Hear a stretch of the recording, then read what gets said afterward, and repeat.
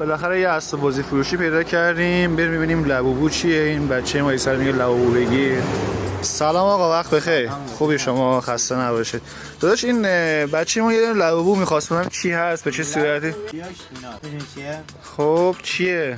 بگم با اینکه چند ماه داره این لبوبو توی ایران عرضه میشه، از فروش میلیاردیش گذشته، ولی هنوز نمیدونن چیه.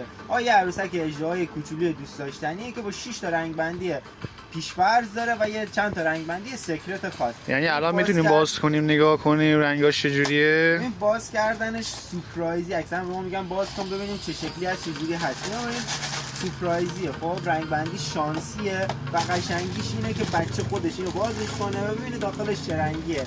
وای شانس منو. چه رنگی؟ در اومد.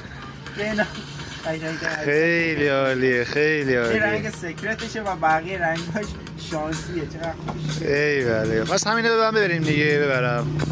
مرسی عزیز.